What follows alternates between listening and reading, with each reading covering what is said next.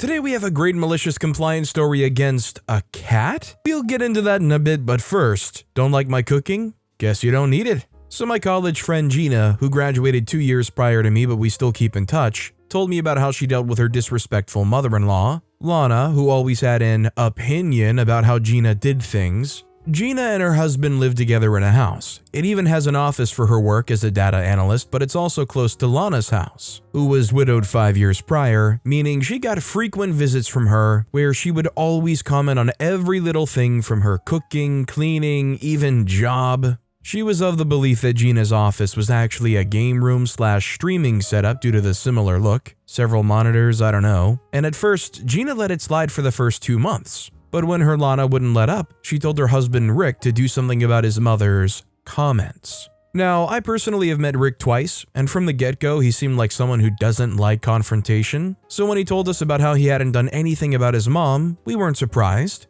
Don't get me wrong, he's very nice and supportive. He just dragged his heels on telling his mother to stop sharing her opinion about Gina and her lifestyle. Here comes the malicious compliance. Gina decided to comply with Lana's requests and told us how she did it. For the past several months, every time Lana would insult her cooking, cleaning, or job, she wouldn't do any of those things for her for 2 weeks. She said that it started small, with her saying that the baked chicken she made was so bland, despite already eating it, so Gina cooked for herself and Rick, but not for Lana, didn't even give her a plate. When the 2 weeks were up, she finally cooked for her. Gina says she dug in like a wild dog into meat, but to me that just shows that she really did enjoy the food, she just wanted to be mean. Gina says that she similarly did this for when she criticized her job, meaning she wouldn't buy her Lana anything when she asked, nor lend her the money. Gina ended by telling us that Lana is much more behaved now, meaning she's not as openly opinionated as before, and comes over to their home less often. Gina and Rick did have a fight or two over Gina's actions, which, to be honest, were spiteful, but if I'm honest, if Rick had just talked to his mom like Gina asked, this could have been avoided,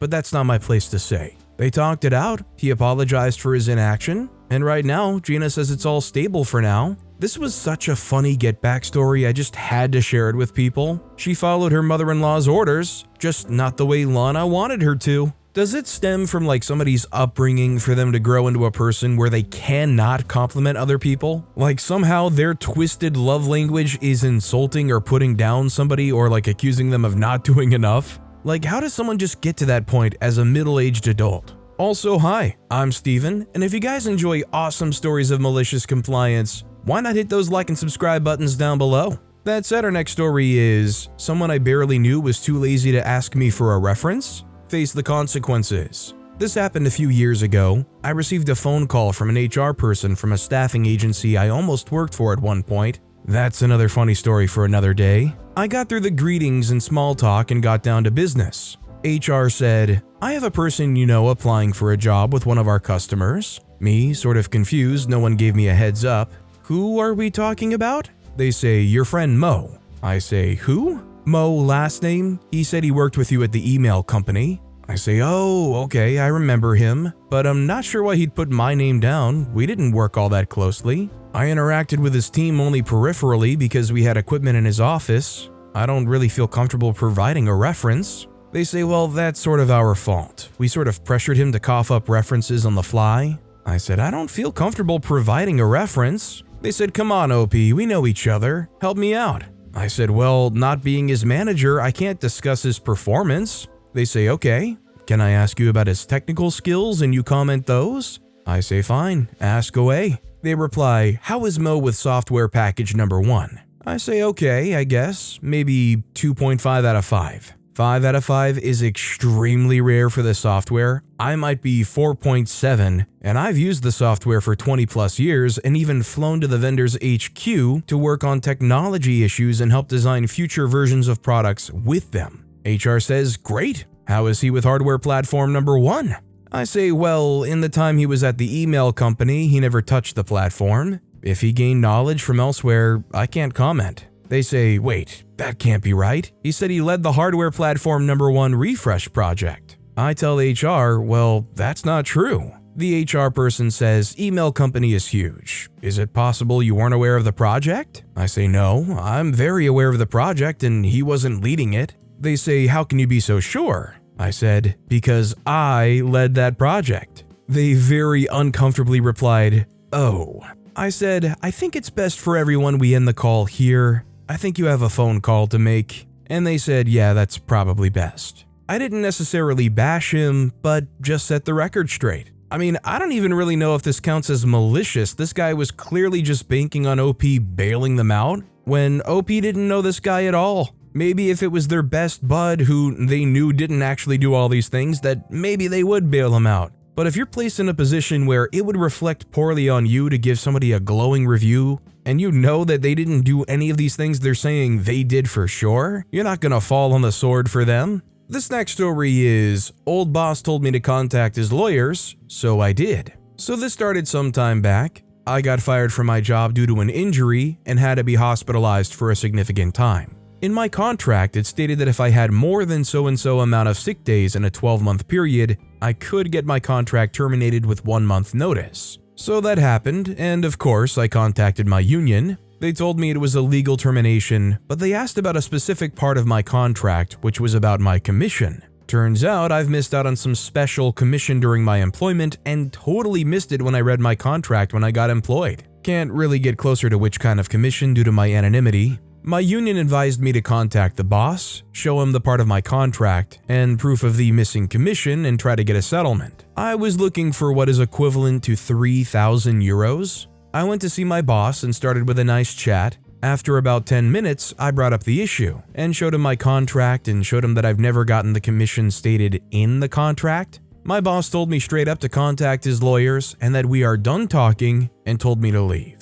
Cue malicious compliance. I went home, looked every paycheck through, and set up a meeting with a lawyer. We found a lot of small mistakes on my paychecks and summed it all up. We sent an official letter to his lawyers and got an answer from them a few days later. Now he was willing to settle for the first amount, equivalent to 3,000 euros. I smiled and laughed. No can do, Mr. Bossman, not anymore. Now I want the full amount, which is equivalent to 10,000 euros plus pension, plus 15% in damages, plus all the legal fees. And I have proof of everything to back up my claim. Due date of the court, and guess what? He lost big time. I've now planned a nice vacation and still have more money than I asked for in the first place. Well, it's certainly nice to know that your union genuinely has your back here. I love that they looked this over and said, yeah, you know what, this is a total legal firing, but you know what, we put in the legwork to review things even further, and they scammed you out of a lot of money. I mean, you talk about feeling secure about your union having your back. This next story is, you don't want to wait patiently for 30 seconds? Then you'll be forced to wait patiently for an hour or more. My dad, 64, has always been a patient man back when I, 32, was younger. But lately his patience is getting thinner than my receding hairline. Maybe it comes with age, but please do correct me if I'm wrong. He gets frustrated easily on things, even if it's a normal everyday moment like long lines, like traffic, waiting for people even if he's early on the time of the appointment. I hope I got my point across. A while ago, I called my supplier to order some copper wires to replenish our stock. As I'm doing inventory, we own a small contracting firm. My dad told me to drop what I'm currently doing and drive him somewhere before we go to our supplier to pick up the goods. As I started the car, our supplier texted me to message the said orders for confirmation purposes and to avoid any errors. My dad immediately blurted, "That stuff can wait, let's go." I said, "But Dad, this is from our..." Dad, somehow irritated, said, "That can wait, let's go." I said, "Okay, whatever you say." When we arrived at our supplier store, my dad was surprised as the receptionist told him that we didn't order anything as they didn't receive any confirmation from us. Annoyed, Dad told me, "I thought you already called them to order." I said, "Remember that text I was replying?" "Yes, it's the supplier asking for confirmation." "You can't wait for 30 freaking seconds for me to reply. You'll be waiting here for 30 minutes or so for it to be done." Ending, we waited for more than an hour as there are a lot of orders before they could process ours. He's annoyed as heck, but doesn't have any choice but to bear the consequences of his impatience. His torment worsened as he can't change the channel on the TV as it shows a sucky afternoon drama. Me? I have my portable game console with me at all times. Time passed like a breeze. I definitely know some people that as they've gotten older, they got a lot less patient, But the thing is, those kinds of people were already impatient to begin with. I think they just start caring less and less about the feelings of any other person as they get older. Our next story is, it's not your job to answer the phone? Well, I guess it's not my job to answer questions on your behalf. So I work at a tattoo/piercing shop. I'm brand new to this shop, and the following happened between my other two coworkers, one who is an artist and the other who is the piercer. On this particular day, it's only the three of us at the shop. It's also my first week, so I'm just meeting my coworkers. For a long time, the shop ran without a front desk person.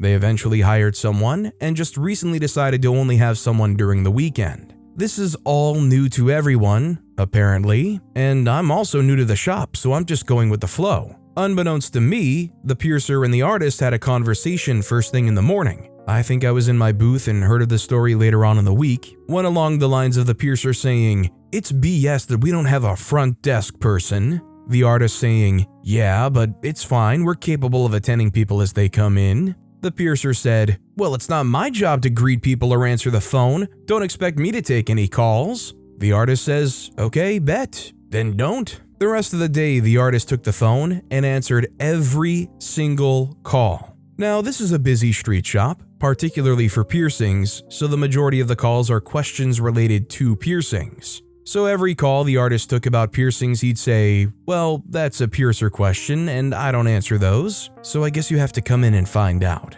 All day long. At some point, he had to leave for 15 minutes and handed me the phone, giving me specific instructions to not answer anything about piercings. I was like, okay, but did what I was told. I found it strange, but also didn't question it. The piercer just sat in his station the entire day and sulked. The next day, the owner was in and the piercer had a 180 change in attitude about answering the phone and not having a receptionist. He started answering calls. Well, I guess it's better having people come in and actually having something to do than just kind of sit in the chair and swivel around while watching the other person answer the phone all day. This next story is, my cat asked for it. About 20 years ago, I had an orange cat that I would give the water out of the tuna fish can every day. Every time he heard the can opener, he would come beg for the tuna water. One day, my boyfriend at the time asked me to open a can of spinach, drain it, and bring it to him. Well, my cat heard the can opener and was begging for the water. I kept telling him it's not what he wants, and then he reached up and scratched my leg thinking I wasn't going to give him the water. I said all right and poured the spinach water in his bowl, and he dove into it and came out sputtering and gave me a look that meant I should be dead. I said, "I told you you wouldn't like it." I gave the can of spinach to my boyfriend, and then he asked for another one. My cat heard the can opener again and thought it was tuna. This time, he was even more aggressive and was really scratching my leg, so I gave him the spinach water again, and he dove into it again and came up choking. He gave me the nastiest looks. It's kind of funny when you have cats because sometimes they really do have like a behavior that feels like they're genuinely communicating to you through their eyes. They're a species of animals that really does use eye contact for a lot of situations. So you can just imagine those enraged cat eyes just looking up at OP.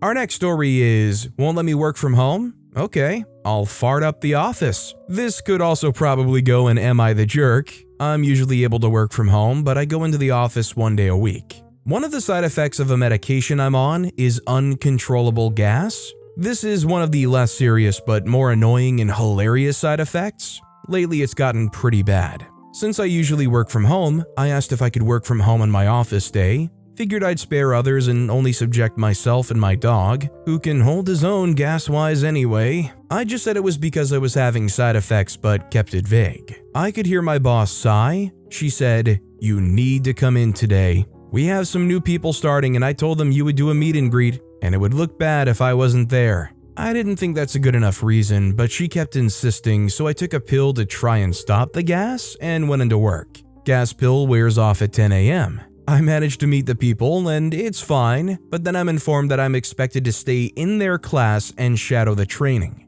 I'm guessing that's the real reason my boss wanted me in. At this point, I try to get a private moment to tell my boss, a classy lady who wears pearls, that I be fartin'. But alas, she was whisked away to another meeting. So, the first few times I had to fart, I tried to excuse myself, but it became so distracting me going in and out of the room that eventually I just decided to let it happen in this room of about 10 of our newest hires. Someone must have told my boss on lunch break because I got a PM that said, "Okay, you can go home." Don't know what other fallout to expect from that, but I'm at home with my dog right now, just gassing my place up. You know, when somebody says gas is their biggest concern getting to and from work, not too often do they mean it in the way OP means it. But with that being said, that's all the time we have for today. Now, if you want to hear another absolutely awesome malicious compliance story, check out that video on the left. Or if you missed my latest video, check out that video on the right. That said, I'll see you all next time with some more stories.